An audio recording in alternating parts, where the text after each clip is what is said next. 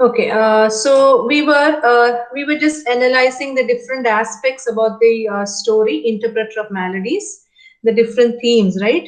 So we can understand that when you look at the story as a whole, we can take up the motive, the recurrent image that goes on throughout the story as sight or the way of seeing others, right? So every character in the story is looks at the other person in a distorted manner, maybe viewing the other through some artificial means, right? Like you always see Mr. Das, or we can see Mr. Das always with his camera.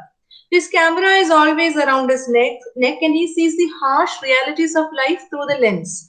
Like he takes the pictures of the starving peasant. I told you that, right? He stops Mr. Kapasi on the way because he wants to take a picture of the starving peasant. But what is he doing? He's trying to ignore the essential reality of the peasant's life. He's not helping out the peasant, right? So he's also viewing that world through his camera, through his lenses. And you see Mrs. Das, Meena. Meena is always behind her sunglasses, and she is looking at others through the tint of the sunglasses and blocking others the view of her eyes. And she does not roll down her window, so she cannot see the world outside the taxi cab. Mr. Kapasi, Mr. Kapasi is always watching Mrs. Das through the rear view mirror, right? So that is a distorted view, and it prevents him from looking at her directly. And you see the children wearing these visors, right? The covering. So that also suggests that their vision will one day be as distorted as their parents is. So we also see the close resemblance between Mr. Das and Ronnie, whereas Mr. Das and Bobby have very little in common. And Mr. Kapasi simply observes this fact, but he draws no inference from it.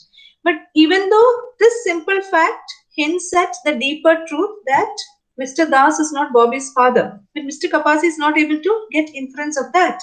See, he sees the Das family as a unit. It's not even in his wildest dream that Mrs. Das would have committed adultery. He never suspects this because his idea of family distorts the reality of the situation. Now, the most significant stylistic technique in the story is the tightly controlled point of view, the third person, limited to Kapasi. So, though Kapasi has some knowledge of the Western culture, it comes from the sources like television shows. So, the view of his bicultural dasas, that is, the dasas who are caught between both America and India. So, his view about this family is a skewed view. And you can see how this dramatic irony develops because though Mrs. Das's actions and language suggest that she has no romantic interest in Kapasi, he's not able to understand that fact. He always fantasizes about an intimate romance with her, and it is a stupid thing because it's not going to be real. But he's very obsessed, right? And it is only at that moment of revelation that his fantasy or the world of fantasy just comes tumbling down. That is, the moment of epiphany is when Mrs. Das reveals her moment of adultery, right? Till then, he fantasizes about an intimate romance with her. It is ridiculous, it is stupid, but he still keeps on fantasizing. And she has never given in any way, she's never shown that she has some romantic interest, but he somehow garners this. So, and later when she reveals to him about her adulterous affair, suddenly the pack of cards come tumbling down, right? And see, we see the tourist sites, Indian tourist sites. They're going to Konark to see the Sun Temple, right? So that is a setting, and it underscores the bicultural theme. So it highlights the Americanness of the family, the Indian American family, right? They are encountering their heritage for the first time. They're coming to see this place for the first time. So the tone of the narration, it's complex, it's subtle, and it also implies a negative criticism of the characters, right? So when the Das family is described, the narrator tries to focus on the negative aspects. Like one is the father's fixation on his camera, Mr. Das's obsession with his camera, Meena's apparent boredom with her family, and the tour, the children's irritating behavior. So, though the narrator tries to richly tell us many things about the Dasas, the bicultural, I call them bicultural because they're caught between two cultures. The what happens is, though the narrator has tried to give us a great deal of details about the bicultural dasas, the presentation of them accents a negative quality. So, the narrator's tone towards Kapasi is only slightly better. He is a more rounded character than the members of the Das family. But what happens is, there's one negative trait, his foolish obsession with Mrs. Das. And we don't see the narrator subtly criticizing that. So that creates a dramatic, ironic tension between Mr. Kapasi's fantasy about a love affair with Mrs. Das and the real impossibility that romance ever develop. It's not possible that the romance will develop. So we see a lot of sensual images running through the story, supporting Kapasi's self-deception that he might have a romance with Mrs. Das. So one is like, they go to the Sun Temple, they see the temple, on the carvings of the temple, they see naked men and women making love, and the recurrent images describing Mrs. Sen Das's the sexual kind of attire. And he makes a comparison, Mr. Kapasi makes a comparison with the frumpy images of his wife, right? So that creates a sexual tension in Mr. Kapasi's mind. And see, like the other stories that Jhumpa Lahiri has written, this story is also situational. That means none of the characters get what they think they want when it is unfolding, and definitely that might be for the best. And like the other stories of Jhumpa Lahiri and also other writers like Chitra Banerjee, Divakarani, there are cultural references in the story that suggest something of the local conditions that create this world. So this is a world that is known to insiders, to Indians, but it's very perplexing to others. Like, for example, Lahiri, the names that she uses, Das, Kapasi. Das is from the Sanskrit word Dasa. Dasa means servant or devotee, right? It's a common surname that we see, especially in Kolkata, and people who are basically from West Bengal, right? So Mr. and Mrs. Das were born in America, but they come to India every couple of years to visit their parents who live in Asansol, right? So Jhumpa Lahiri's use of the term Das suggests that these people are relatively common, pointing to the familiar diasporic phenomenon of parents who return to their ancestral homelands and children who stay in their own settler society. So, like, just like Lahiri was also like that. Like, her parents had migrated from East Kolkata and gone to London, from London to America, and then they came back. So, what happens is, the commonness of the surname, it makes it very difficult to place the protagonists. They're non-specific, they're not specific people. So, it's a common name, Mr. Das. And Kapasi is from the Gujarati word kapas. Kapas means cotton, cotton dealer, and it has a regional specificity. That means there's a specific nature to it. That means Jhumpa Lahiri is trying to reverse the significance of the name. So Kapasi is employed as a servant to the Das family, and there is a dialectical inversion of power relations, where the bondsman becomes the lord in the moment, where Mrs. Das reveals the secret of her affair and Bobby's paternity. So he becomes a specialist, as his name would imply, while she is the commoner. So initially what we see, Das is Dasa and Kapasi is cotton dealer. So cotton dealer would be the cotton owner, the person who deals with cotton. So definitely there would be a hierarchy, there would be this hegemony. But here, Jhumpa Lahiri's story shows us a reversal of power, or the dialectical inversion of power. And that, where is this inversion of power actually? The name Kapasi, which actually means cotton dealer, is the person who is employed as a servant to the Das family. Das is Dasa. But there is an inversion of power when this Kapasi, who is a servant for the time being, or who is serving the Das family, becomes the master of the situation. When does he become the master of the situation? When Meena tells her about her adulterous affair. When she tells him that Bobby is not Mr. Das's son, that time he has control over. He becomes a specialist, and she is like, she has to be subservient before him. So she has to be kind of the common person there, and he becomes the lord of that moment. So we understand that this story brings with it an Indian world of associations. And we can also see the story as weaving together family drama, sexual tension, male fantasy, labor exploitation, class divisions, the failure of therapy, miscommunication, all these aspects, are mingled together in this story. Because from the very opening sentence, Jhumpa Lahari is establishing that all is not well in this Das household. So we see, we've been seeing how they're always bickering.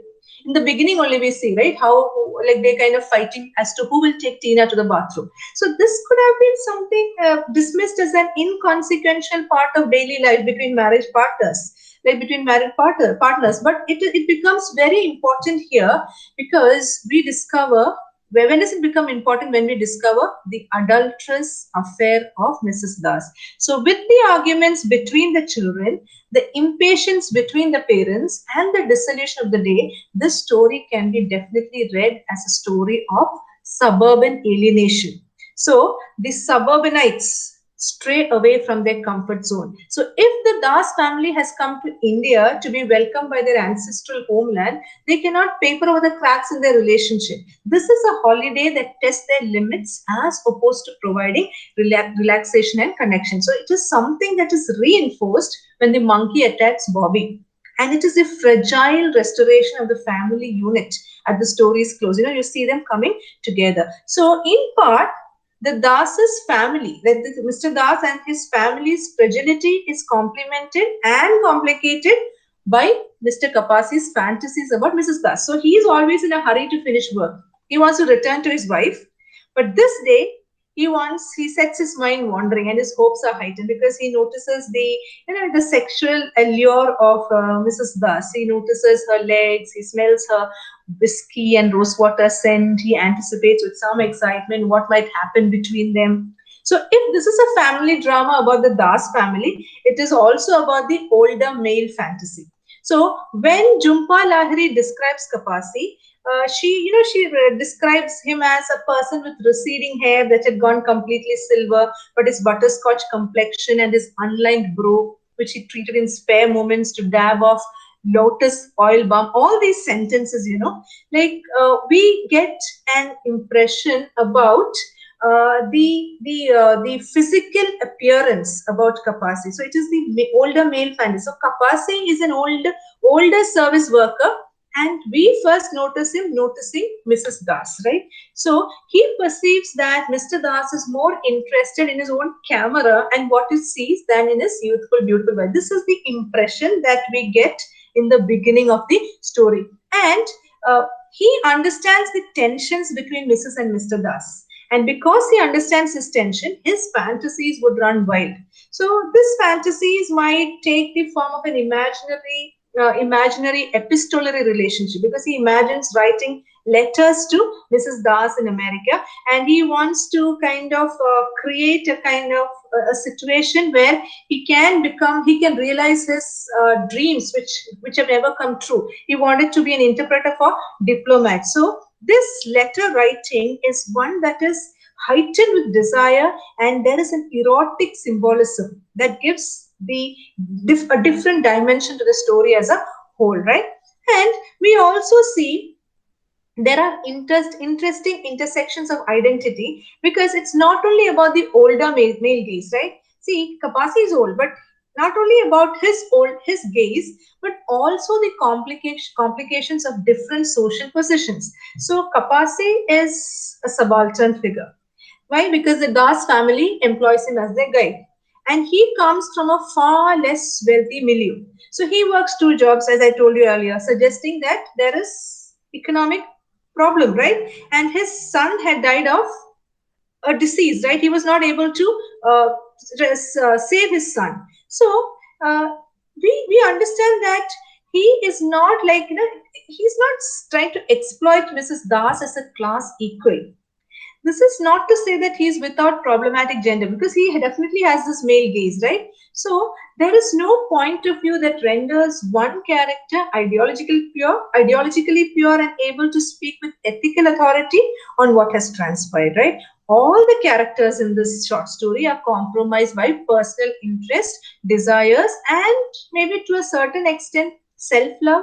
What's the other word? Narcissism. So we can understand, or maybe we can conclude by saying that the interpreter of maladies becomes a story about the failure of therapy and miscommunication between individuals, right? So when you just push off the cultural expectations about Americans as neurotic, needing treatment and alienated, what Jhumpa Lahiri is trying to do is she's trying to focus much of the story scenario on how Mrs. Das expects Kapasi to be a source of wisdom, calm, and help. So he is actually called upon by her to play the role of the Indian guru, or you say the yoga, the enlightened interpreter of her malady, right?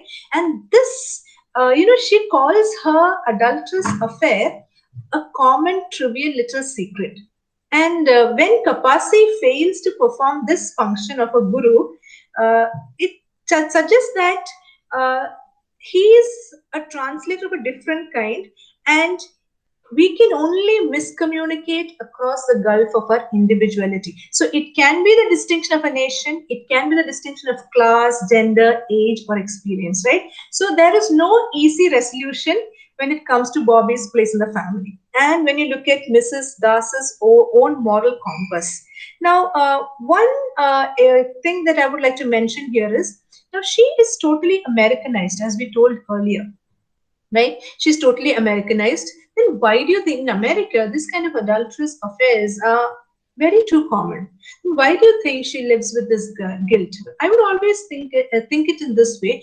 This guilt that is eating her out is because she has this Indian roots, and somewhere deep in her subconscious level, it has been ingrained into her that adultery in marriage is wrong. It's just something that is not treated as very trivial in India. So though we can call her to be an American in India who doesn't have any connection with her heritage or with her roots, but we also need to understand that there is some part of Indianness deep within her, because that is what makes her feel so guilty, right? So we can say that, we can conclude by saying that this story is a cautionary tale. Like, it is a tale of caution, of domestic femininity and of subaltern masculinity, because they are trying to find a cure while the outside world is becoming hostile and in need of their help, right? So they're trying to find a cure. So the themes that we have discussed in the story is not only a family drama.